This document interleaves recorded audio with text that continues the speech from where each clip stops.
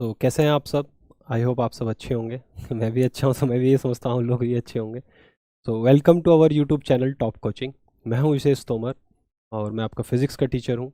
अब तक हमारे 3 लेक्चर इलेक्ट्रोस्टैट पे ऑलरेडी हो चुके हैं। आज चौथा लेक्चर हम स्टार्ट करने जा रहे हैं। आज के लेक्चर में हम इलेक्ट्रिक फील्ड के बारे में बात करेंगे। ठीक है बच्चा लोग। तो कूलम्स लॉ तक आई होप आपको सब कुछ अच्छे से समझ में आया होगा। अब थोड़ा आपका जो इमेजिनेशन लेवल है वो आपको हाई करना होगा, क्योंकि इलेक्ट्रिक फील्ड एक ऐसा टॉपिक है जिसमें आपको इमेजिनेशन की बहुत ही ज़्यादा ज़रूरत है। चलिए देखते हैं आज हम क्या क्या पढ़ने वाले हैं। आज के टॉपिक में हम इलेक्ट्रिक फील्ड पढ़ेंगे सबसे पहले। ठीक, क्या क्या इलेक्ट्रिक फील्ड क्या होता है, इलेक्ट्रिक फील्ड की क्या इंपॉर्टेंस है, जितनी भी बातें हैं इलेक्ट्रिक फील्ड से सारी आज हम कवर करेंगे। एंड देन हम बढ़ेंगे आगे इलेक्ट्रिक फील्ड लाइंस के ऊपर। तो देखिए बच्चों, आप इस चीज़ को समझना, इलेक्ट्रिक फील्ड एक अलग चीज़ है, इलेक्ट्रिक फील्ड लाइंस एक अलग चीज़ है। क्या डिफरेंस है, क्या क्या दोनों में मतलब बातें हैं, वो हम इस दोनों टॉपिक में आपको समझ में आ जाएगा। फिर हम बात करेंगे प्रॉपर्टीज ऑफ इलेक्ट्रिक फील्ड की, कि इलेक्ट्रिक फील्ड लाइंस जो है उनकी क्या क्या प्रॉपर्टीज है। ठीक, और फिर हम बात करेंगे electric field lines for different charge conductor, के अलग अलग चार्ज कंडक्टर के लिए आप इलेक्ट्रिक फील्ड लाइंस को कैसे ड्रॉ करेंगे। ठीक है, इनका जो आपको बोर्ड में जैसे कि आपको फिगर आ जाती है, या कई बार आपसे पूछ भी लेते हैं कि ये सही फिगर बनी है या गलत, तो उसमें ये वाला पार्ट आपको हेल्प करेगा। ठीक है, तो चलते हैं सबसे पहले टॉपिक पे जो है हमारा इलेक्ट्रिक फील्ड। ठीक है, तो इलेक्ट्रिक फील्ड क्या है। इलेक्ट्रिक फील्ड अब स्टार्टिंग इलेक्ट्रिक चार्ज से होती है। आप सभी को पता है कि इलेक्ट्रिक चार्ज हमारे दो टाइप्स के होते हैं, पॉजिटिव और एक नेगेटिव। ठीक, ये आपको पता है, दो टाइप के हमारे चार्ज होते हैं। अब ये जो चार्ज है ना, ये एक फोर्स लगाते हैं, ये भी आपको पता है। अब जो फोर्स का कंसेप्ट है वो पहले आ गया, इसलिए आपको फोर्स पहले पढ़ा दिया जाता है। बट जो फोर्स लग रहा है वो किस वजह से लग रहा है, वो इलेक्ट्रिक फील्ड की वजह से लग रहा है। अब इलेक्ट्रिक तो आपको सबको समझ में आता है, फील्ड भी आपको पता है। फील्ड मतलब एक एरिया, जैसे कि मैं कह दूं कि मेरा जो ये चार्ज है इसका एक एरिया है, कितना कितना एरिया हो सकता है इसका इसका आप मान लो इनफाइनाइट तक एरिया लेते हैं। हम ये मानते हैं कि जो हमारा चार्ज है इसमें से जो इलेक्ट्रिक फील्ड निकल रही है, जैसे मैं इसको ऐसे कर दूं, अब इसमें से इलेक्ट्रिक फील्ड्स कुछ निकल रही हैं ऐसे करके। ठीक, ऐसे करके ये ये तो इलेक्ट्रिक फील्ड लाइंस माना जाता है कि ये इनफाइनाइट तक जाती है। ठीक है, लेकिन इनकी जो पावर है वो धीरे धीरे घटती है, उसके बारे में हम अच्छे से डिस्कस करेंगे। फिलहाल एक इलेक्ट्रिक फील्ड का कंसेप्ट आप कैसे समझेंगे, ऐसे समझेंगे कि एक चार्ज है और उस चार्ज में से कुछ रेज निकल रही हैं। ठीक, ये जो मैंने यहाँ पे ड्रॉ करा है इनको हम इलेक्ट्रिक फील्ड लाइंस बोलते हैं। ये इलेक्ट्रिक फील्ड नहीं है, इलेक्ट्रिक फील्ड एक एरिया है जिसमें एक चार्ज दूसरे चार्ज पे एक फोर्स लगाता है या अपने ऊपर एक फोर्स महसूस करता है। ठीक है, ऐसे ही माइनस में भी होता है, जो आपका नेगेटिव चार्ज होता है उसमें आपका फोर्स अंदर की तरफ होता है ना, ऐसे करके। तो ये एक बेसिक सा रफ डायग्राम मैंने आपको सिर्फ समझाने के लिए लिया है। अब हम बात करते हैं इलेक्ट्रिक फील्ड की डेफिनेशन की, कि इलेक्ट्रिक फील्ड की डेफिनेशन क्या है। चलिए इलेक्ट्रिक फील्ड की डेफिनेशन समझते हैं।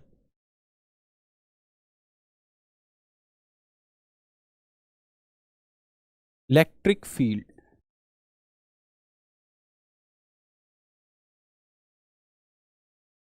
और इसको हम क्या बोल देते हैं, और electric electric strength.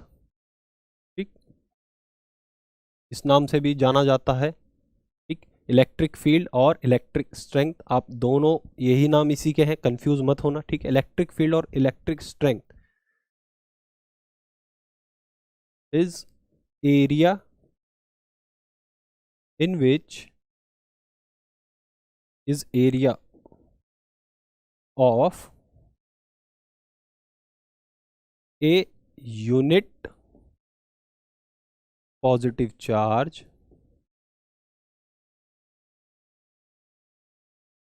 a unit positive charge in which a unit test charge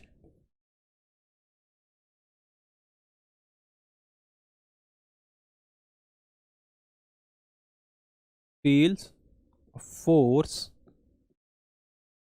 ठीक, कहने का मतलब इलेक्ट्रिक फील्ड या इलेक्ट्रिक स्ट्रेन क्या है, एक एरिया है एक यूनिट पॉजिटिव चार्ज का, जिसमें एक यूनिट टेस्ट चार्ज क्या फील करता है, एक फोर्स को फील करता है। ठीक, अब ये फोर्स उसको अंदर भी खींच सकता है और बाहर भी खींच सकता है, लेकिन हमने यहाँ पे क्या लिया, यूनिट टेस्ट चार्ज।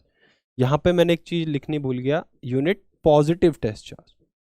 ठीक है बच्चा लोग, आप नेगेटिव भी कह सकते हो, उसमें कोई नहीं, बट हम समझाने के लिए और बुक्स भी आपको समझाने के लिए यहाँ पे यूनिट पॉजिटिव चार्ज लेती है और यहाँ पे यूनिट पॉजिटिव टेस्ट चार्ज लेती है।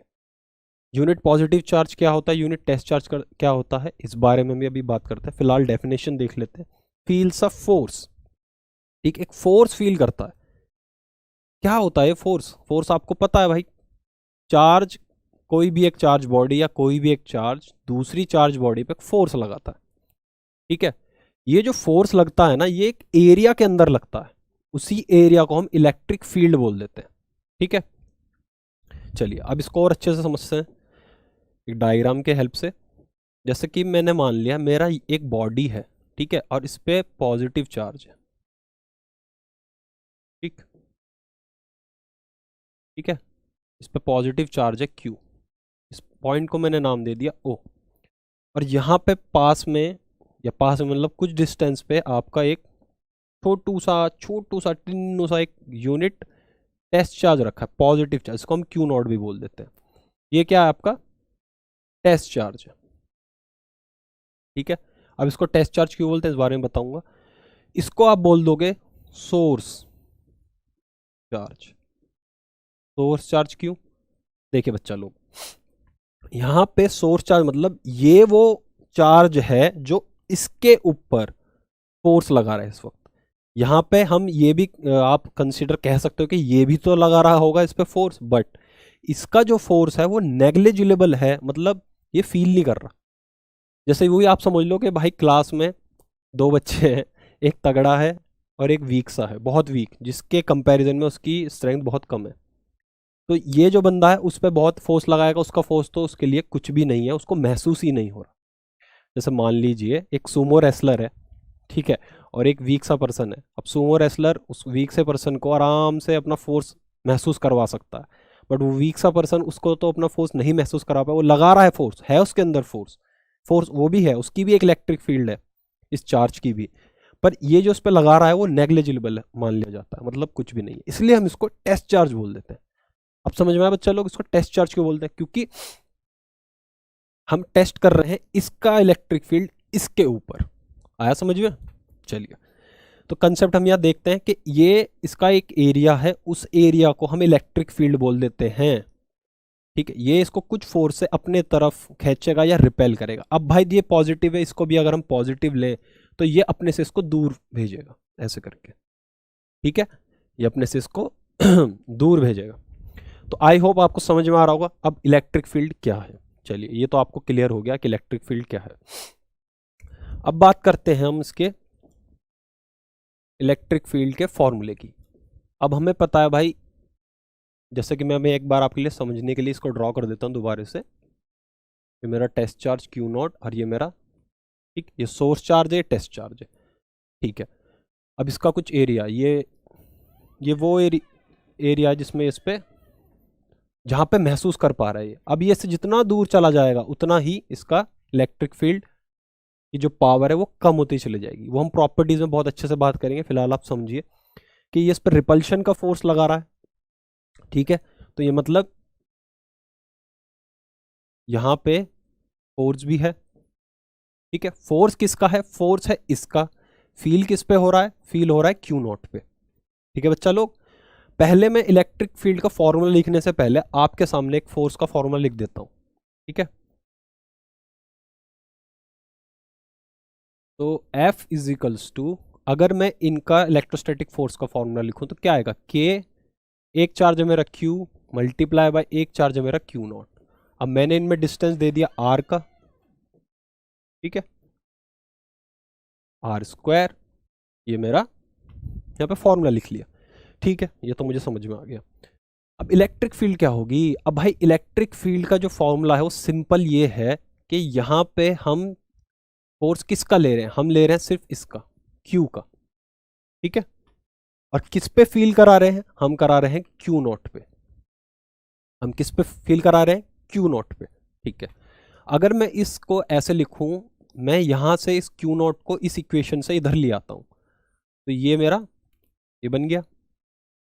ठीक है। और मैं यहां पे इसको लिखूंगा के क्यू बाय आर का स्क्वायर। ठीक है। मैंने इसको कुछ ऐसा लिख दिया। तो बच्चों लोग कुछ चेंज आया कि नहीं आया? सोचो, सोचो अच्छे से सोचो, क्या चेंज यहाँ पे आया? मैंने इस क्यू नोट को यहाँ भेज दिया। ठीक है। अब यहाँ पे हमारा ये सिर्फ इतना रह गया, इतना एरिया रह गया। ठीक है। ठीक है। अब यहाँ पे कंसेप्ट आप समझे इलेक्ट्रिक फील्ड का, कि भाई इसका एरिया है, ये इस पे फोर्स लगा रहा है, ये वो पर्सन है जो फोर्स महसूस कर रहा है, ये वो चार्ज है जो फोर्स इस पे लगा रहा है। तो इलेक्ट्रिक फील्ड का फॉर्मूला अगर हम कुछ ऐसे लिखें, E is equals to, sorry मैं पहले आपको इसमें इसे ही बता देता हूँ। ठीक है। चलिए, अब इसको मैं E लिख देता हूँ, इस पार्ट को। यही मेरा वो इलेक्ट्रिक फील्ड है।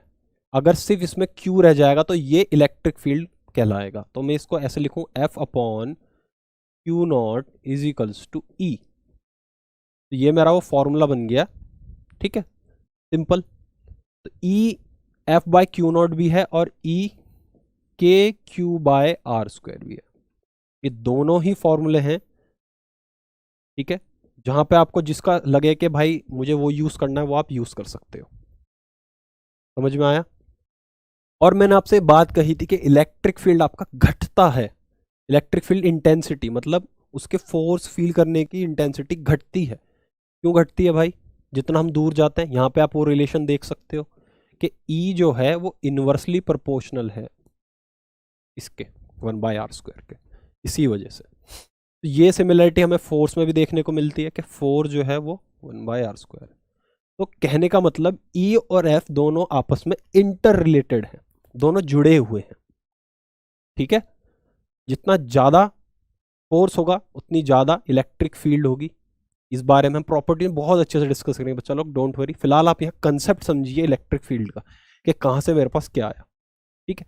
यहाँ से एक फॉर्मूला और हम बना सकते हैं कि जो हमारा फोर्स है वो E इंटू क्यू नॉट हो गया। हो गया नहीं हो गया? वही बात होगी। E की वैल्यू यहाँ पे आप के क्यू बाय आर स्क्वायर रखोगे तो वही बात आ जाएगी आपके पास। सिंपल है, बहुत सिंपल है। तो कंफ्यूज नहीं होने का। मैंने ज़्यादा अगर देखा, जब तक मैं पढ़ाता हूँ तो बच्चे इस चीज़ में बहुत कंफ्यूज हो जाते हैं इलेक्ट्रिक फील्ड और फोर्स के फॉर्मूले में। तो ये कंसेप्ट जो है वो आपको क्लियर होना चाहिए माइंड में कि फोर्स और इलेक्ट्रिक फील्ड में क्या डिफरेंस है। ठीक। चलिए, ये तो बात हो गई यहाँ पे इसकी। अब हम इसकी एसआई यूनिट देखते हैं। भाई ऊपर क्या है? अगर हम इसकी एसआई यूनिट देखें, ऊपर है न्यूटन, नीचे है कूलोम। तो इसकी जो एसआई यूनिट है, एसआई यूनिट जो है इसकी वो है न्यूटन पर कूलोम। ठीक है। इसको आप न्यूटन C माइनस भी लिख सकते हो। ठीक है, ऐसे -1 भी लिख सकते हो। तो ये आपका कंसेप्ट हो गया इलेक्ट्रिक फील्ड का। आई होप आपको इलेक्ट्रिक फील्ड का कंसेप्ट क्लियर हो गया होगा, कोई प्रॉब्लम नहीं आ रही होगी। ठीक है। तो यहाँ पे हमने फॉर्मूला कर लिया। अब तुरंत चलते हैं एक न्यूमेरिकल पे, जिससे आपको समझ में आ जाए कंसेप्ट। ठीक है।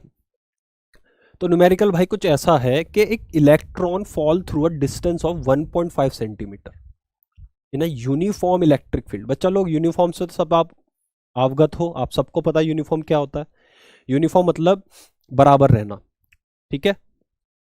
कहने का मतलब आपने 9th में भी पढ़ा है, जैसे यूनिफॉर्म मोशन, यूनिफॉर्म वेलोसिटी, इस टाइप के वर्ड्स आपने बहुत पढ़े होंगे। यूनिफॉर्म मतलब जो चेंज ना हो, या आप कह सकते हैं कांस्टेंट। ठीक। चलिए, कोई नहीं, अब इस न्यूमेरिकल को करते हैं। चलिए, तो E इंटू 10⁴ न्यूटन को न्यूटन पर कूलम, हमें इसकी ऐसा उसकी मैग्नीट्यूड दे रखा है, ये हमारे पास वैल्यू है। क्या पूछ रहा है हमसे? ये पूछ रहा है कि इसका टाइम ऑफ फॉल कितना है, ये कितने टाइम में गिरेगा ऊपर से नीचे तक। चलिए, इस बात को कैसे कर पाओगे आप? इसको कैसे करेंगे हम? इसमें हम यहाँ पे चीज़ समझेंगे कि हमें पता है कि जो हमारा फोर्स होता है वो F is equals to M into A होता है। ठीक है बच्चा लोग, ये हमारा फोर्स होता है। और एक फोर्स अगर हमें यहाँ पे देखें, तो एक हमने अभी फॉर्मूला निकाला था, वो क्या था? Q into E। वहाँ पे हमने Q नॉट टेस्ट चार्ज लिया था।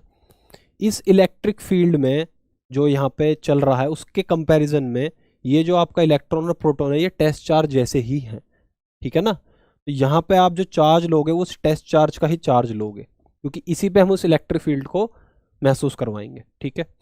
चलिए, तो F equals to M into A और F equals to Q into A, यहाँ से हम एक वैल्यू निकाल देंगे इस एक्सलरेशन की, ठीक है। वही हमें हेल्प करेगी इसका टाइम निकालने में। इक्वेशन ऑफ मोशन में डालेंगे तभी हम उसको कर पाएंगे। चलिए देखते हैं कैसे।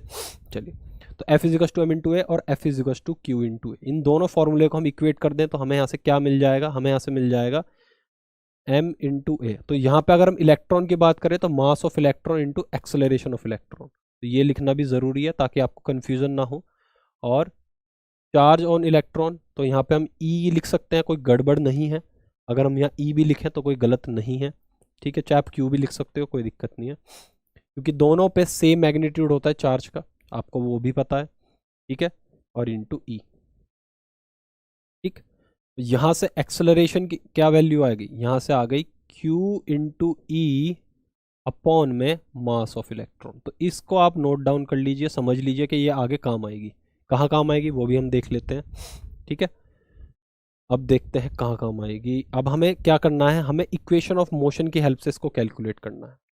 इक्वेशन ऑफ मोशन कौन सी वाली लेंगे भाई, देखो हमारे पास कौन कौन सी चीज़ें हैं यहाँ पे। अगर हम देखें, हमारे पास S है जो कितना दे रखा है, 1.5 सेंटीमीटर दे रखा है, तो इसको हम मीटर में चेंज कर लेंगे तो 1.5 10⁻² मीटर, ठीक। हमें टाइम निकालना है। U हमारा 0 है क्योंकि एट स्टार्टिंग ये रेस्ट पे था, ठीक है। इसने फॉल करना स्टार्ट हुआ है तो इसके पास फाइनल वेलोसिटी होगी, इनिशियल वेलोसिटी इसके पास नहीं है। एक्सेलरेशन हमारे पास है, एक्सेलरेशन ऑफ इलेक्ट्रॉन हम निकाल लेंगे, एक्सेलरेशन ऑफ प्रोटॉन हमारे पास फॉर्मूले से मिल जाएगा, ठीक है। चलिए, ये आपके पास है, तो ये कौन सी इक्वेशन लगी, कौन सी दिमाग में आई, बिल्कुल सही, S is equals to U T plus half A T square वाली इक्वेशन हम यहाँ यूज़ करने वाले हैं। चलिए, इस इक्वेशन को हम यहाँ यूज़ करते हैं, वैल्यू पुट करते हैं, देखते हैं क्या आंसर आता है।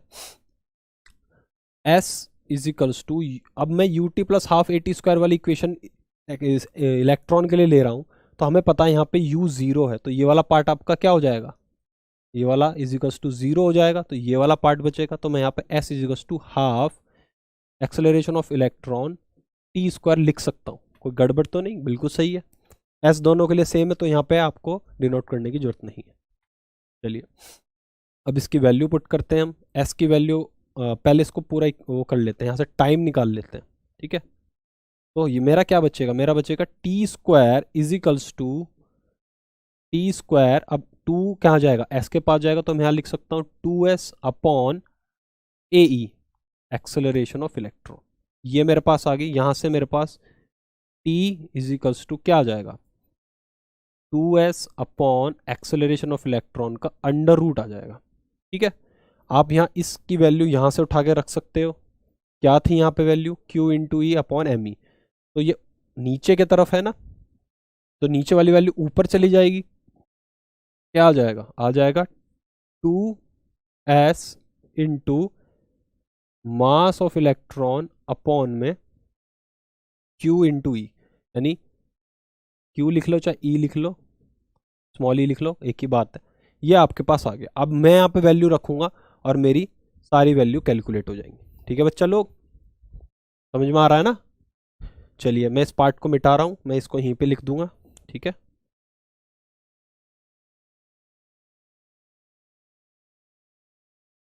चलिए, अब यहाँ से मैं t की वैल्यू लिख देता हूँ। t इज इक्वल्स टू क्या था मेरा, under root two under root में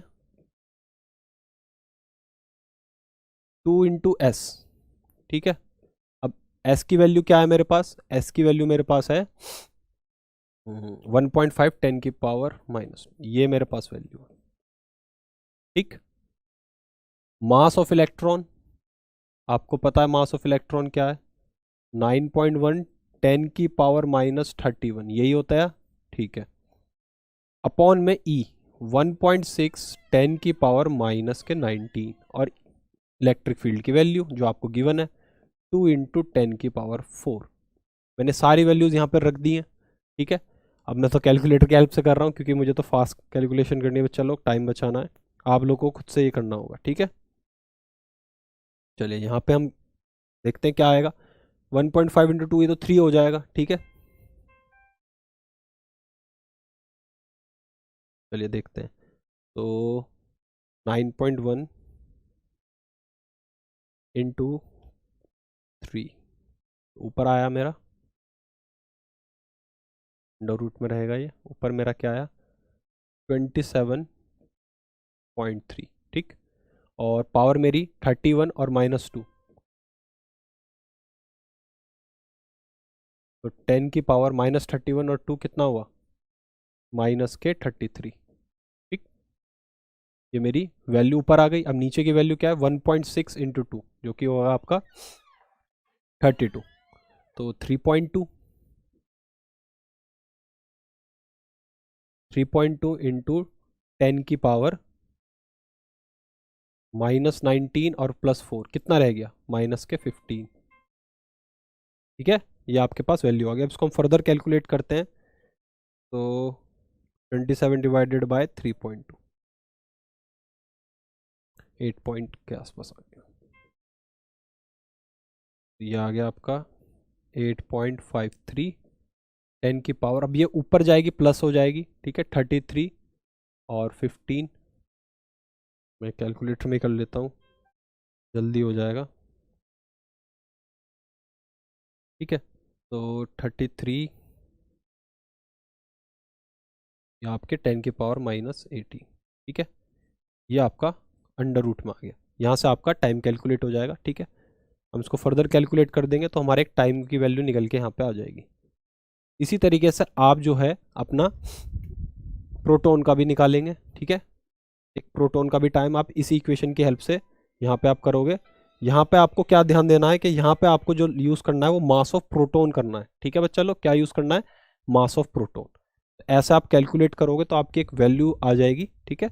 और हमारा न्यूमेरिकल डन हो जाएगा। बच्चा लोग एक क्वेश्चन बहुत अच्छा है, ये CBSE में भी पूछा गया था, ठीक है। आप देख सकते हैं मैं ऐसे ही क्वेश्चन रखता हूँ जिससे आपको लगे कि आपको कॉन्फिडेंस बढ़ेगा, ठीक है, कंसेप्ट क्लियर होएगा, तभी आप उसको अच्छे से कर पाओगे। चलिए अब मैंने यहाँ पे एक अलग क्वेश्चन दे रखा है ये, ठीक है। ये आपको होमवर्क में करके लाना है। ये इसी से मिलता जुलता है, बिल्कुल इसी से मिलता जुलता हुआ ये क्वेश्चन है, ठीक है ना। इस क्वेश्चन को जब आप करोगे तो आपको कॉन्फिडेंस हो जाएगा कि आपने जो मैंने कंसेप्ट पढ़ा है वो आपको बिल्कुल समझ में आ रहा है, ठीक है। चलिए एक बार मैं आपको पढ़ के बता देता हूँ क्या है क्वेश्चन में। Electron move a distance of 6 centimetre when accelerated from the rest by an electric field of strength इतना, सेम वही इलेक्ट्रिक फील्ड है। Calculate the time of travel of electron, same उसी कंसेप्ट पे डिपेंड है जैसा हमने किया। यहाँ पे भी वो आपसे टाइम पूछ रहा है, ठीक है। अब रेस्ट से चल रहा है तो यू आपको 0 मिल गया। इक्वेशन आपको यही यूज करनी है, ठीक है ना।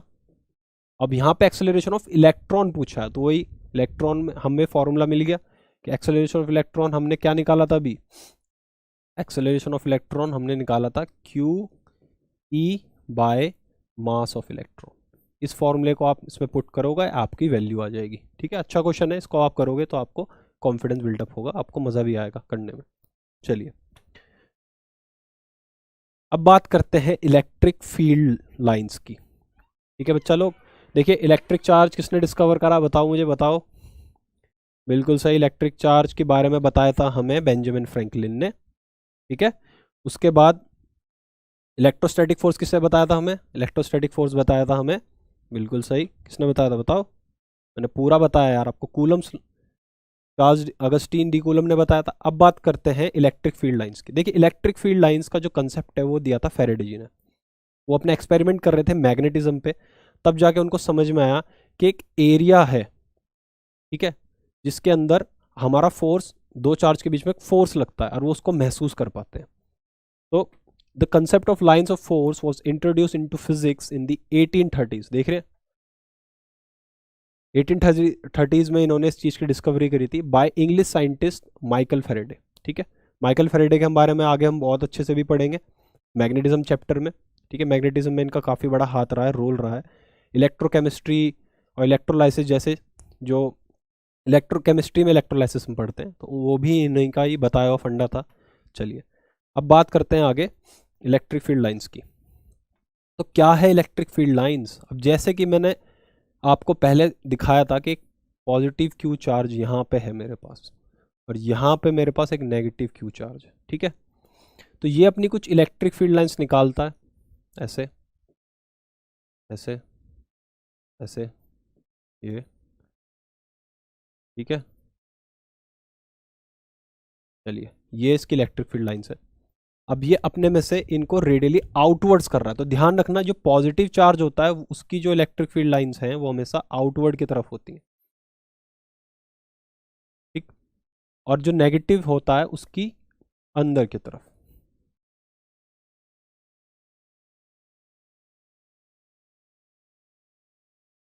ठीक है बच्चा लोग, ये आपको समझ में आ गया।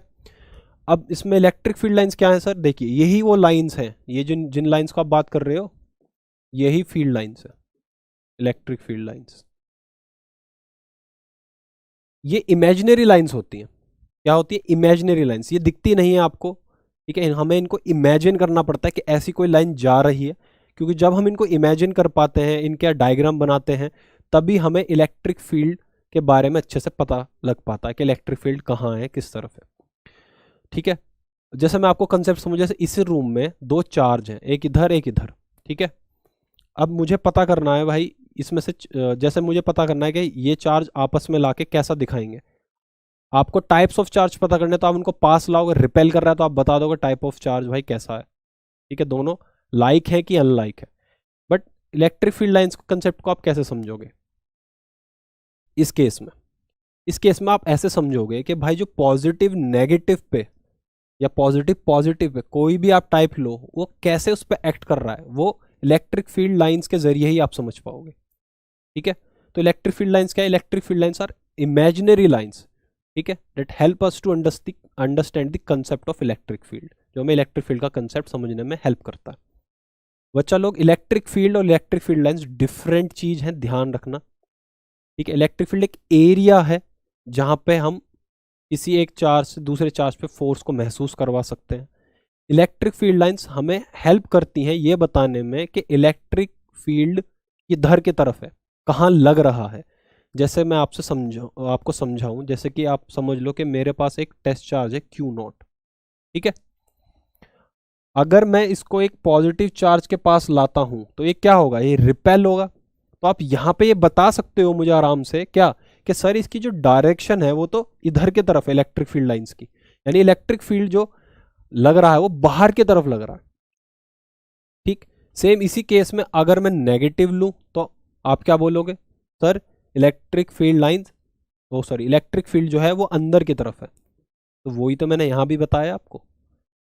तो आप ये कैसे बता पाए? आप तभी बता पाए जब आपने एक टेस्ट चार्ज को उसके पास लाकर रखा। इस कंसेप्ट को, इलेक्ट्रिक फील्ड के कंसेप्ट को हम कैसे समझ पाए? इलेक्ट्रिक फील्ड लाइंस की हेल्प से हम इसको समझ पाए। चलिए थोड़ा और अच्छे से समझते हैं, कैसे समझते हैं। जैसे मान लीजिए, अभी मैंने आपको चार्ज लाने की बात करी थी कि दो चार्ज मैं ला रहा हूँ। अब मान लीजिए आसपास कहीं चार्ज है, मुझे दिख नहीं रहा, लेकिन वो अपने में से कुछ ना कुछ इलेक्ट्रिक फील्ड तो निकाल रहा है, उसका एक फोर्स है, ठीक है। अब मेरे पास एक पॉजिटिव चार्ज है, मैंने ले लिया। अब मुझे नहीं पता वो जो यहाँ मेरे आसपास कमरे में जो चार्ज है वो कैसा है।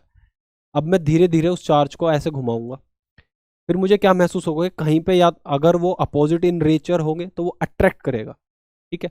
तो वो जिस लाइन में जा रहा होगा, मैं उसी को इलेक्ट्रिक फील्ड लाइन बोल दूंगा कि वहां पे मेरा इलेक्ट्रिक फील्ड है। समझ रहे हो मेरे बच्चे क्या मैं बोल रहा हूँ? ये आपका एक है, और ये टेस्ट चार्ज है। टेस्ट चार्ज की हेल्प से ही आप इलेक्ट्रिक फील्ड लाइंस के कंसेप्ट को और अच्छे से समझ सकते हो। चलिए, ये तो हमने बात कर दी इलेक्ट्रिक फील्ड लाइंस की, ये क्या है, ठीक है। अब मैं आपको एक चीज़ और समझा देता हूँ कि इलेक्ट्रिक फील्ड लाइन जो है, जैसे कि मान लीजिए ये इलेक्ट्रिक फील्ड लाइन है, मतलब ये किसी चार्ज का इलेक्ट्रिक फील्ड वाला एरिया है, जिसको हम लाइन की हेल्प से समझा रहे हैं, ठीक है ना, जिसको हम लाइन की हेल्प से समझा रहे हैं। अब मुझे यहाँ पे डायरेक्शन पता करनी है। जैसे मान लो मैंने यहाँ पे लाके टेस्ट चार्ज को रख दिया, क्यू नॉट को, ठीक है। तो अब ये किधर जाएगा? अब ये रिपेल होगा इस डायरेक्शन में, ऐसे, है ना। तो मैं क्या बोलूंगा कि यहाँ पे इलेक्ट्रिक फील्ड है मेरा यहाँ पे एक इलेक्ट्रिक फील्ड है, तभी तो ये रिपेल हो रहा है, और इलेक्ट्रिक फील्ड की लाइन की, इलेक्ट्रिक फील्ड लाइंस की हेल्प से ही हमने इलेक्ट्रिक फील्ड के कंसेप्ट को समझा। तो भले ही ये इमेजिनरी लाइंस है लेकिन ये बहुत हेल्प करती है इलेक्ट्रिक फील्ड के कंसेप्ट को समझाने में। ठीक है, बहुत ही अच्छा फंडा है, बहुत अच्छा वे है चीज़ को क्लियर करने के लिए। चलिए, ये तो हमें यहाँ पे समझ में आ गया कि ऐसा कुछ होता है। ठीक, अब बात करते हैं इनकी प्रॉपर्टीज़ की, कि इलेक्ट्रिक फील्ड लाइंस की प्रॉपर्टीज़ क्या होती हैं, मतलब इनके क्या गुण हैं, कैसे बिहेव करते हैं। चलिए इस बारे में भी अच्छे से बात करते हैं। बच्चा लोग, जो पहली प्रॉपर्टी आती है ना इलेक्ट्रिक फील्ड लाइंस की, वो ये आती है, ये जो इलेक्ट्रिक फील्ड लाइंस हैं ये कंटिन्यूस होती है। कंटिन्यूस का मतलब, जैसे मैं अगर यहाँ पे ले लूँ प्लस क्यू, ठीक है, तो प्लस क्यू में से जो इलेक्ट्रिक फील्ड लाइन निकलेगी ना वो निकलती ही चली जाएंगी। ठीक है, निकलती ही चली जाएंगी बाहर की तरफ। ऐसा नहीं होगा कि मैंने यहाँ पे अपना चार्ज लिया, इसमें से थोड़ी सी इलेक्ट्रिक फील्ड लाइन निकली फिर बंद हो गई, फिर निकली फिर बंद हो गई, फिर निकली फिर बंद हो गई, ऐसा नहीं। ठीक है ना, ये गलत वे है, ऐसा नहीं होता। वो कॉन्टिन्यूस होती हैं। क्या होती हैं? कंटिन्यूसली आगे की तरफ बढ़ती चली जाती हैं। वीक होती चली जाती है वो बात अलग है, वो हम आगे एक अलग प्रॉपर्टी में इसके बारे में बात करेंगे। तो आप पहली प्रॉपर्टी में आप क्या लिखोगे? That electric field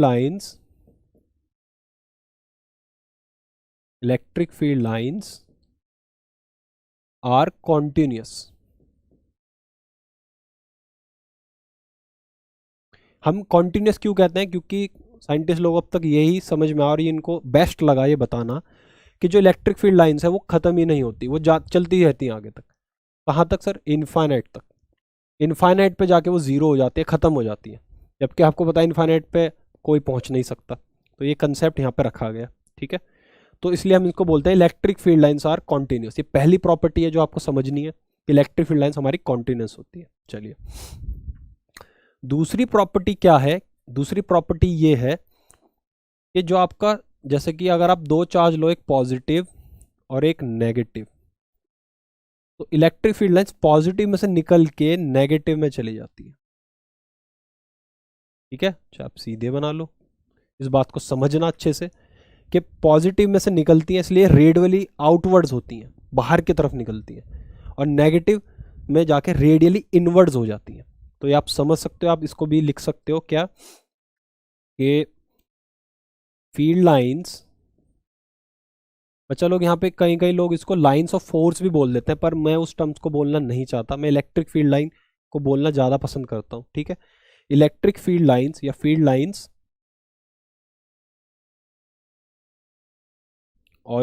originate from positive and terminate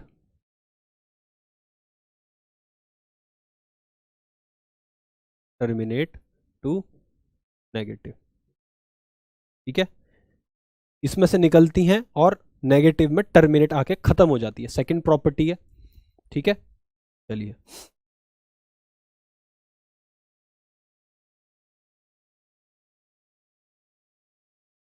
third property हम ले लेते हैं इसको, कि पॉजिटिव लाइंस, या फिर आप कह सकते हो इलेक्ट्रिक फील्ड लाइंस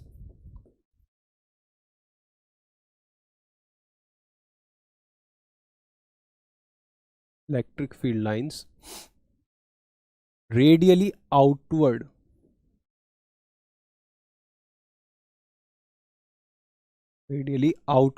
ठीक है, बाहर की तरफ, फॉर पॉजिटिव चार्ज। बच्चा लोग इन प्रॉपर्टीज़ को ध्यान देना, क्योंकि जब आप इनको अच्छे से पढ़ोगे तभी आप इनके फील्ड लाइंस को बना पाओगे, कंसेप्ट आगे न्यूमेरिकल्स में जो आएंगे उनको क्लियर कर पाओगे। ठीक है, electric field lines radial outward for positive charge and radially inwards for negative charge. ठीक है, बहुत इजी इजी प्रॉपर्टीज़ हैं ज़्यादा पर इजी हैं। आप इनको अच्छे से समझ के करोगे तो आपको याद हो जाएंगे, रटने की जरूरत नहीं पड़ेगी। चलिए, अब फोर्थ प्रॉपर्टी क्या है? देखिए, फोर्थ प्रॉपर्टी बहुत अच्छी प्रॉपर्टी है। ठीक है, और बहुत मेन प्रॉपर्टी भी आपको समझनी है।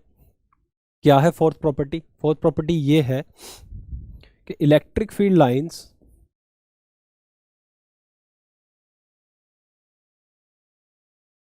Are electric field lines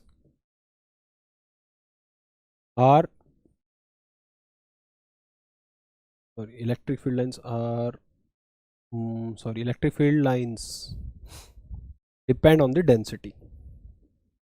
electric field lines या इलेक्ट्रिक फील्ड स्ट्रेंथ कह सकते हैं हम इसको, नहीं इलेक्ट्रिक फील्ड लाइंस कहना ज़्यादा सही रहेगा। Electric field lines are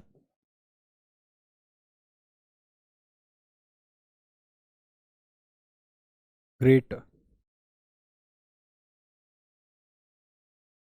at where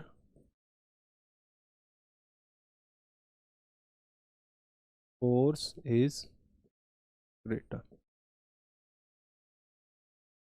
कहने का मतलब ये इलेक्ट्रिक फील्ड लाइंस वहां ज्यादा होती हैं जहां पे फोर्स ज्यादा होता है। कैसे? देखिए, जैसे मान लीजिए यहां पे मेरा प्लस क्यू चार्ज है, ठीक है, और इसमें से आपकी इलेक्ट्रिक फील्ड लाइंस बहुत ज़्यादा निकल रही हैं ऐसे ऐसे, ठीक है, और एक मेरा चार्ज है प्लस क्यू ही का ही, या मतलब दूसरे इसका, दूसरे मैग्नीट्यूड का बड़ा चार्ज ले लिया मैंने, इसकी इलेक्ट्रिक फील्ड लाइंस ज़्यादा हैं। तो कौन ज़्यादा फोर्स लगाएगा? मान लो इसके पास भी मैं एक क्यू नोट के चार्ज को लाया और इसके पास भी मैं एक क्यू नोट के चार्ज को लाया, तो कौन ज़्यादा फोर्स लगाएगा इस क्यू नोट पे? सिंपल सी बात है भाई, क्यू लगाएगा। क्यों? क्योंकि इसके आस इसमें से ज़्यादा इलेक्ट्रिक फील्ड लाइंस निकल रही हैं। ज़्यादा इलेक्ट्रिक फील्ड लाइंस निकलने का मतलब ही यही है कि उसके पास ज़्यादा चार्ज है। तो इसको आप ऐसे भी लिख सकते हो कि electric field lines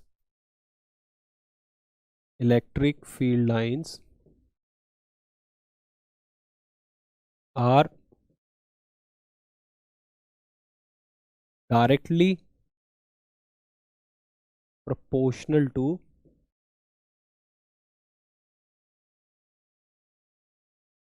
magnitude of charge. Charge के मैग्नीट्यूड पे डिपेंड करती हैं इलेक्ट्रिक फील्ड लाइंस। और भाई फोर्स पे भी डिपेंड करी, चार्ज ज़्यादा होगा तो फोर्स भी ज़्यादा होगा। तो ये टर्म में से आपको अगर ये यूज़ करो ज़्यादा सही है, ठीक है। Electric field lines are directly proportional to magnitude of charge, ठीक है। मतलब जितना ज़्यादा चार्ज होगा उतनी ज़्यादा number of electric field lines उसमें से निकलेंगी, ठीक है। या फिर आप कह सकते हो उसका इलेक्ट्रिक फील्ड ज़्यादा स्ट्रांग है दूसरे के कंपैरिजन में अगर उसका चार्ज बराबर वाले का लेस है। कहने का मतलब सिंपल ये है कि अगर Q is greater than Q है तो electric field of capital Q is also greater than electric field of, ये आप समझ सकते हो इस बात से। ये बहुत इंपॉर्टेंट प्रॉपर्टी है, इसको अच्छे से समझ लीजिए। आई होप ज़्यादा बड़ी इतनी डीप बात नहीं है, छोटा सा ही कंसेप्ट है बट बहुत इंपॉर्टेंट है, आप ऐसा समझ लीजिए। चलिए अब आगे बढ़ते हैं। हमने 4 प्रॉपर्टी कर लिया, अभी 5th प्रॉपर्टी पे बढ़ते हैं। 5th प्रॉपर्टी कुछ ऐसी है कि मान लीजिए ये मेरा Q है, ठीक है, और इसमें से इलेक्ट्रिक फील्ड लाइंस ऐसे निकल रही है, ठीक है, इलेक्ट्रिक फील्ड लाइंस ऐसे निकल रही है, ओके। आप देखिए कि इलेक्ट्रिक फील्ड लाइंस अभी पास में, अगर मैं इसको और दूर कर देता हूँ ऐसे करके और यहाँ से एक और बना देता हूँ ताकि और अच्छे समझ में आ जाए, ठीक है। जितना ये दूर जा रही हैं, ठीक है, उतना इनके बीच का गैप बढ़ता जा रहा है, ठीक है। तो कहने का मतलब क्या है, डेंसिटी घट रही है। तो डेंसिटी पास कहाँ है? जहाँ इलेक्ट्रिक फील्ड लाइंस पास पास में होंगी वहीं पे तो डेंसिटी ज़्यादा होगी। समझ रहे हो मेरी बात को? मेरे कहने का मतलब ऐसा है कि इलेक्ट्रिक फील्ड लाइंस जहाँ पे ज़्यादा होगी वहाँ पे, मतलब जहाँ पास पास होंगी, जैसे कि ये देख रहे हो गैप बढ़ता जा रहा है, तो किसी एक चार्ज को मैंने यहाँ पे रखा, मान लीजिए मैंने एक चार्ज को इस ए पॉइंट पर रखा और एक चार्ज को मैंने इस पॉइंट बी पे रखा, तो कौन ज़्यादा फील करेगा उस इलेक्ट्रिक फील्ड को? भाई ए करेगा, ठीक है ना, क्योंकि यहाँ पे डेंसिटी ज़्यादा है। एक डायग्राम और बना लेता हूँ मैं आपके लिए, मान लीजिए, ठीक, ये इलेक्ट्रिक फील्ड लाइंस है, ठीक है। एक चार्ज मैंने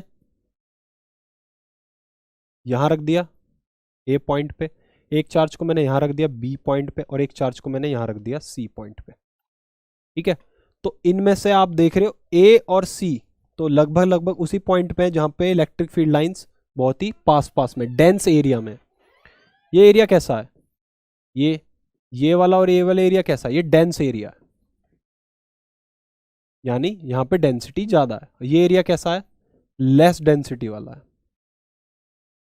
ठीक है बच्चा लोग, तो जहां पे डेंसिटी कम होंगी वहां पे उसके ऊपर इलेक्ट्रिक फील्ड का जो इम्पैक्ट है या जो वो फील कर रहा है वो कम करेगा।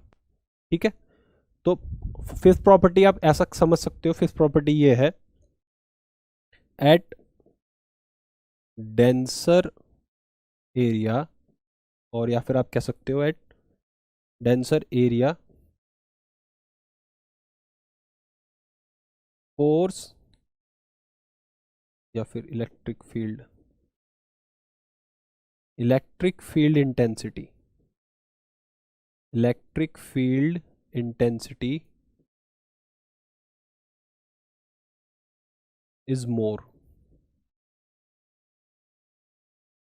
as comparison to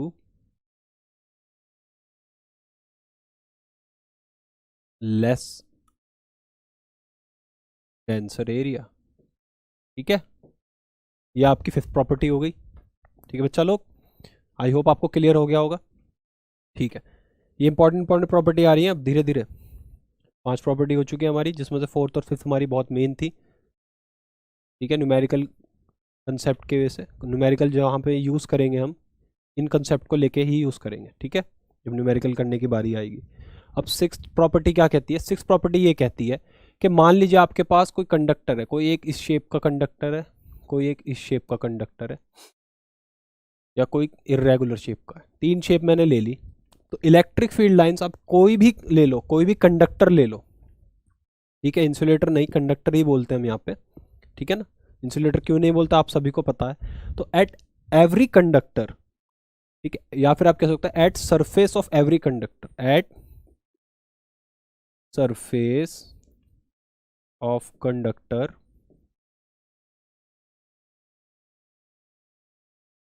electric field lines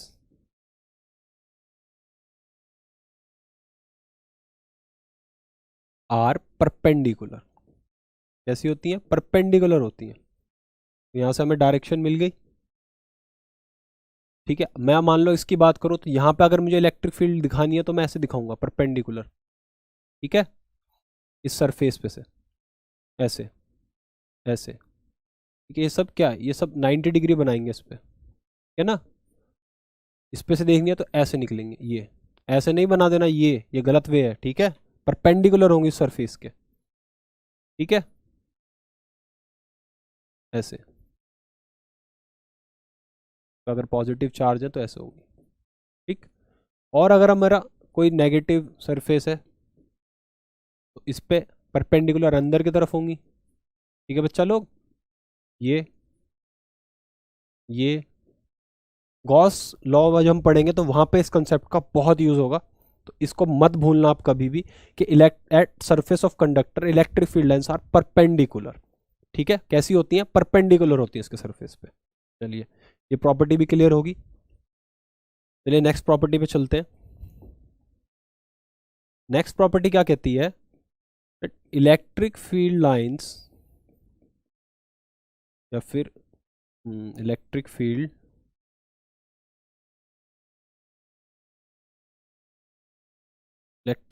line are never intersect each other। Electric field lines never intersect each other।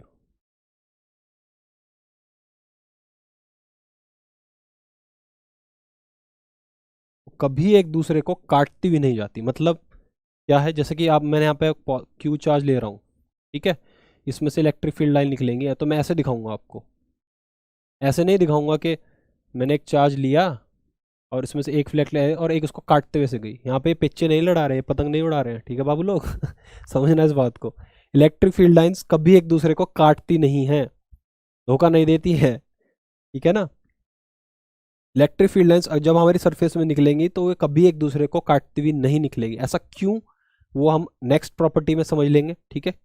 चलिए, है ना, चलिए नेक्स्ट प्रॉपर्टी पे चलते हैं। प्रॉपर्टी नंबर 8 देखिए, जैसे मैंने अभी आपको बताया, जैसे मेरी ये इलेक्ट्रिक फील्ड लाइन है, मुझे ये पता करना है कि मैंने यहाँ पे टेस्ट चार्ज लगा तो उसकी इलेक्ट्रिक फील्ड की क्या डायरेक्शन होगी। तो आप टेंजेंट यहाँ पे ड्रॉ कर दोगे, ठीक है, एक ऐसे करके। मुझे यहाँ पे पता करनी है तो यहाँ पे आप टेंजेंट ऐसे ड्रॉ कर दोगे, ठीक है। आप ऐसे ड्रॉ कर दोगे तो आपको इलेक्ट्रिक फील्ड की डायरेक्शन मिली। मान लो यहाँ पे भी मिली, यहाँ पे भी मिली, ठीक है। अगर क्या हो कि वो इंटरसेक्ट करें एक दूसरे को, इंटरसेक्ट करके देखते हैं क्या मिलता है हमें रिजल्ट। मैंने एक इलेक्ट्रिक फील्ड लाइन ये बनाई और दूसरी ये बना दी और ये इंटरसेक्ट कर रही है एक दूसरे को, ठीक। देखिए क्या मिलता है मुझे इस पॉइंट पे। चलिए मैंने मान लिया कि मैंने टेंजेंट ड्रॉ कर दिया, मुझे इलेक्ट्रिक फील्ड लाइन की डायरेक्शन मिल गई, यहाँ पे भी मिल गई। पर यहाँ पे क्या होगा, दो सरफेस है लेकिन उसके लिए तो एक ही डायरेक्शन है। समझना मेरे कंसेप्ट को मैं क्या कह रहा हूँ, थोड़ा और इस क्लियर डायग्राम को क्लियर कर देता हूँ, दूसरा कलर यूज़ करता हूँ। मान लीजिए मुझे यहाँ इस सरफेस पे यहाँ पता करना है, ठीक है। ये मैंने ड्रॉ कर दी लाइन, यहाँ पे आपने टेंजेंट ड्रॉ करा और आपको इलेक्ट्रिक फील्ड की डायरेक्शन मिल गई, ठीक। मैंने यहाँ पे एक टेंजेंट ड्रॉ करा, मुझे इलेक्ट्रिक फील्ड की डायरेक्शन मिल गई। अब मैंने इस पॉइंट को लिया तो इस पॉइंट पे तो मैं एक ही टेंजेंट ड्रॉ कर सकता हूँ ना भाई, एक पॉइंट से तो एक ही टेंजेंट जाता है हमेशा, ये भी आपको पता है। अगर हम कर्व सरफेस की बात करें तो एक पॉइंट से एक ही टेंजेंट जाता है, तो यहाँ पे तो ये प्रॉपर्टी वैलिड नहीं हो पा रही। इससे पहली प्रॉपर्टी में हमने क्या बात करी थी कि वो नेवर इंटरसेक्ट ईच अदर। क्यों नहीं करती इंटरसेक्ट, वो इसी वजह से नहीं करती। अगर वो इंटरसेक्ट करेंगी तो आपकी एक पॉइंट दो इसके लिए एक डायरेक्शन हो जाएगी, जो कि पॉसिबल नहीं है, गलत है, ठीक है। तो आप नेक्स्ट प्रॉपर्टी में क्या लिखोगे, नेक्स्ट प्रॉपर्टी ये है कि ये प्रॉपर्टी क्या कहती है कि to find direction of electric field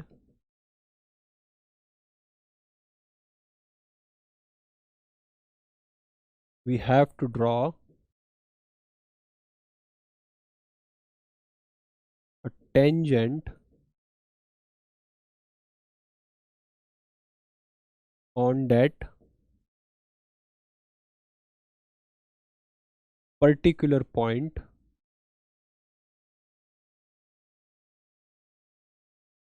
on field lines, ठीक।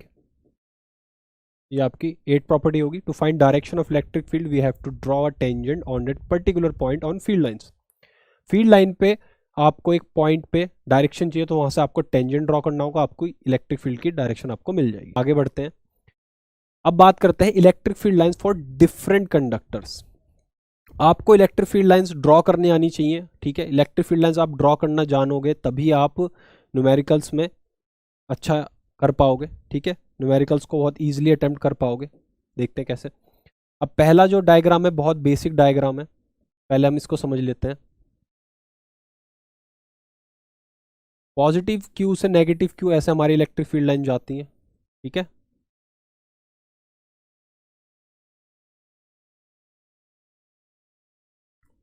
और भी जा सकती हैं, आप जितनी चाहे उतनी बना सकते हो, ठीक है, और भी बना सकते हो। तो ऐसे आप इलेक्ट्रिक फील्ड लाइंस को दिखा सकते हो, ठीक है।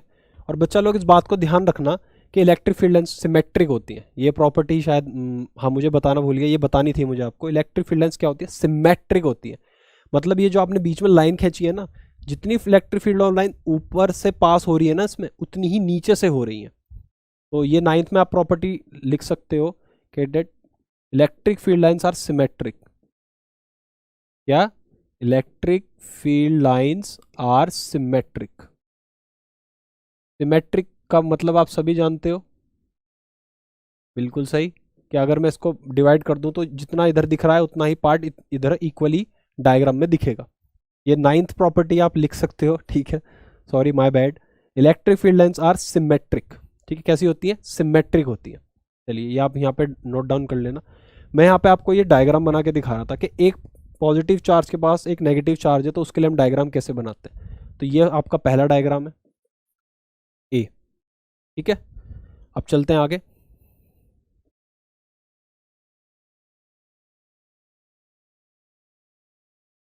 अब मेरे पास एक पॉजिटिव क्यू है, ठीक है, और यहाँ पे भी मेरे पास एक पॉजिटिव क्यू है। अब इसमें से इलेक्ट्रिक फील्ड लाइंस भाई अंदर तो जाएंगी नहीं, क्योंकि दोनों में से रेडियली आउटवर्ड्स होंगी और ये रिपेल भी करेंगे अपने आप को। तो ये इसके पास ऐसे जा रही होगी और यहाँ से ऐसे हो जाएंगी, ठीक है, ये ऐसे जा रही होगी और यहाँ से ऐसे रिपेल हो जाएगी। तो ज़्यादा ही रिपेल कर दिया मैंने,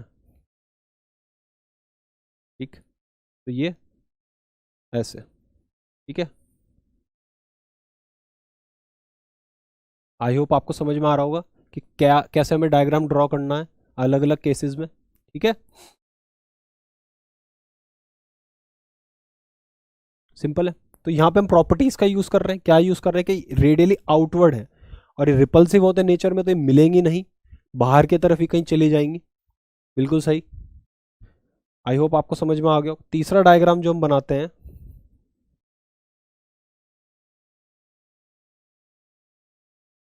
सेम इसी तरह से आप नेगेटिव का भी रख सकते हो, माइनस क्यू। उसमें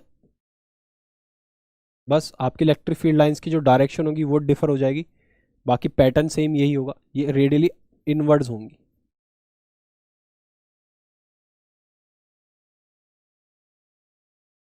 है ना।